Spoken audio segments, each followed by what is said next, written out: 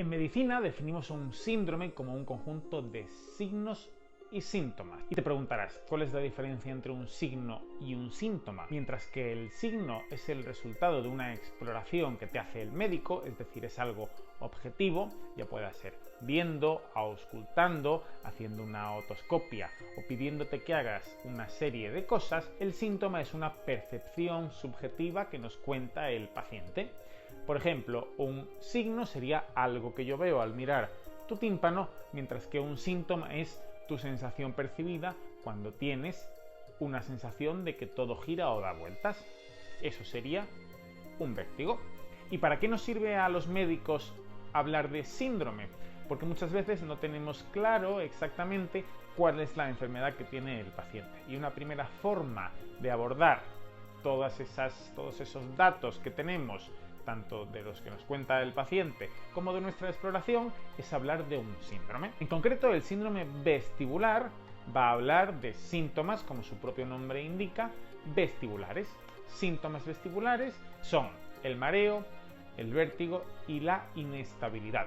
Ya en otro vídeo te explicaba cuáles eran las diferencias entre estos tres síntomas, pero te las voy a recordar.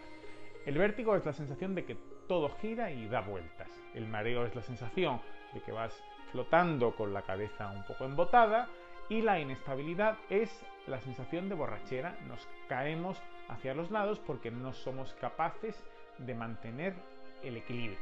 Si quieres saber cómo funciona el equilibrio, te dejo aquí un vídeo donde explico cómo funciona este sentido. ¿Y cuáles serían los signos exploratorios dentro del síndrome vestibular? Bueno, entre los signos vamos a tener el más importante para nosotros, que sería el nistagmo.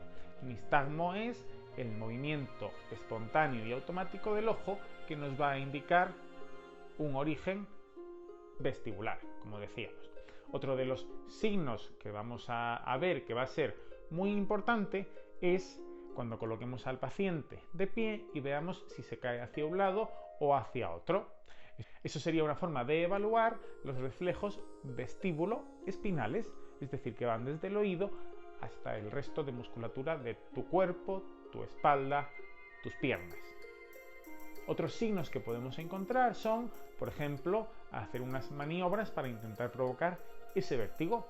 Es lo que hacemos con la maniobra de Vishalpike en el vértigo posicional paroxístico benigno. Y por último, muy importante, valorar el reflejo vestíbulo ocular. El reflejo vestíbulo ocular es el que comunica tu oído interno, la parte del equilibrio, con tu ojo, y por eso es por lo que se produce el nistagmo. Este reflejo se explora mediante la maniobra oculocefálica y hay una prueba que se denomina el video HIT, que te la explico a fondo su interpretación y cómo funciona en este vídeo para valorar en profundidad ese reflejo. Aunque en el síndrome vestibular hablamos de vestibular y eso puede dar lugar a confusión, no todos los síndromes vestibulares se originan en el vestíbulo, que es la parte del oído interno. Vestibular es solo la forma en la que se manifiestan, como te decía, con mareo, con vértigo o con inestabilidad, es decir, síntomas vestibulares.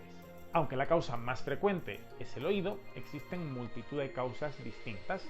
Por ejemplo, podríamos tener un síndrome vestibular cuyo origen estuviera en el cerebro por un accidente cerebrovascular, o que estuviera en el cerebelo, igual por una alteración vascular a ese nivel. También podríamos tener un síndrome vestibular consecuencia de un golpe fuerte en la cabeza o consecuencia de una infección por una bacteria rara, como puede ser la listeria, o por un virus que provoca una inflamación de todo el cerebro, lo que se conoce como una encefalitis.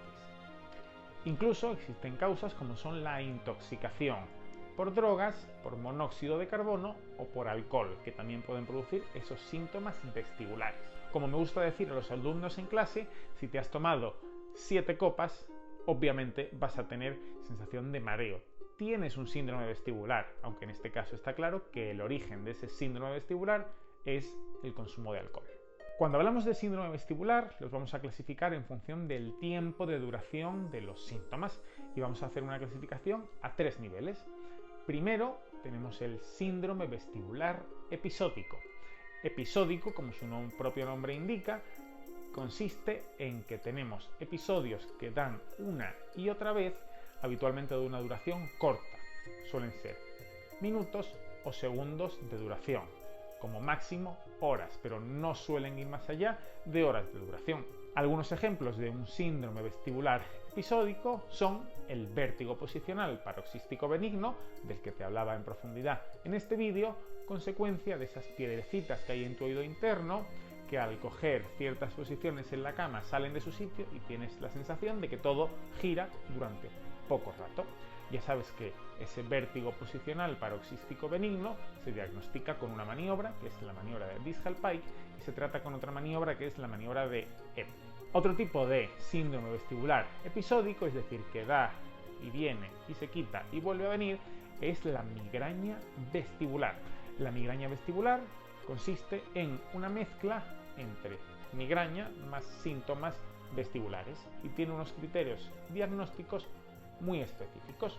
Tenemos que tener una serie de episodios en los que se junten ambos síntomas y algunos desencadenantes, como pueden ser la fotofobia, es decir, la exposición a luz intensa, o la sonofobia, la exposición a sonidos fuertes, entre otros. Te dejo los criterios por si te interesa para que le eches un vistazo. Otro tipo de síndrome vestibular episódico es el síndrome de Meniere, en el que aparte de síntomas vestibulares vamos a tener fluctuaciones en la audición y sensación de taponamiento de oídos y acúfeno o tinnitus. Te dejo una entrevista con un paciente con síndrome de Meniere que te cuenta su vivencia. Ya hemos hablado del síndrome vestibular episódico, ahora vamos a por el síndrome vestibular agudo. El síndrome vestibular agudo tiene una duración de más de 24 horas de duración, es decir, tenemos síntomas muy intensos que duran mucho rato. Y la causa más frecuente de síndrome vestibular agudo es lo que se conoce como neuritis vestibular. La neuritis vestibular es un cese de la función de tu nervio vestibular que ocurre de una forma rápida y súbita y que va a hacer que tengas sensación de que todo gira durante mucho rato, acompañado de náuseas, de vómitos, de sudoración fría y de imposibilidad para caminar. Habrá que hacer un ingreso en algunos casos para poner medicación intravenosa y que esos síntomas se aplaquen un poco antes de poder volver a la vida habitual. Y hay que hacer el diagnóstico diferencial de la neuritis vestibular con el ictus de fosa posterior. Si eres médico y te interesa a fondo conocer este diagnóstico, te dejo aquí un vídeo donde te explico las claves para diferenciar uno de otro y cuáles son las exploraciones que deberías hacer para ser capaz de diferenciar. Y por último tenemos el síndrome vestibular crónico, pacientes que llevan mucho tiempo con síntomas que habitualmente son de una intensidad menor que la del síndrome vestibular agudo y episódico, y estos están durante meses y años que se encuentran inestables, mareados y les cuesta hacer vida normal. Estos pacientes suelen ser pacientes de edad avanzada que tienen más problemas además que los que puedan tener en el oído o en el cerebro o a distintos niveles. Y sobre todo tienen problemas también de musculatura, de cadera, de espalda, de rodilla, y todo eso suma, porque como te decía en el otro vídeo que te comentaba antes, el equilibrio no depende solo de una cosa, no depende solo del oído. El equilibrio es un taburete que se apoya sobre el oído, sobre la vista y sobre la propiocepción, que envían información al cerebro, y si ese cerebro tampoco funciona, pues no podrá volver a enviar señales para que mantengas una estabilidad al caminar y al hacer una vida normal. El síndrome vestibular crónico también puede ser la consecuencia de haber tenido un síndrome vestibular episódico o un síndrome vestibular agudo que haya dejado alguna secuela. Y es importante diferenciar el crónico del resto, porque en el resto tenemos episodios que pueden durar más o menos tiempo, pero se quitan. Sin embargo, y pueden repetirse, pero se quitan. Y sin embargo, el paciente con síndrome vestibular crónico se encuentra igual durante todo el rato, con esa sensación continua de borrachera. ¿Y cómo se trata el síndrome vestibular? Bueno, la definición de síndrome vestibular sirve para hacer un diagnóstico, pero no para hacer un tratamiento. Para hacer un tratamiento no nos vale hacer un diagnóstico de síndrome vestibular, tendremos que hacer un diagnóstico de la enfermedad que origina ese síndrome.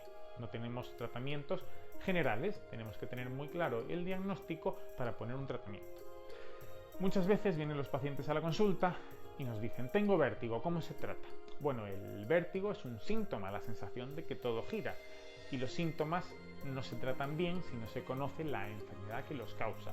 Es como si uno va al médico porque le duele la cabeza y quiere que le dé una pastilla para quitar el dolor de cabeza. A lo mejor te sirve un rato, pero eso no va a solucionar tu problema. Aquí pasa un poco igual. Para solucionar tu síntoma vértigo, primero tendremos que hacer un diagnóstico, encuadrarlo en un síndrome vestibular y luego hacer un diagnóstico exacto y concreto de la enfermedad que hace que sufras ese síntoma. Espero que te haya gustado el vídeo, cualquier duda déjala en los comentarios y si te ha gustado, suscríbete. Nos vemos en el siguiente.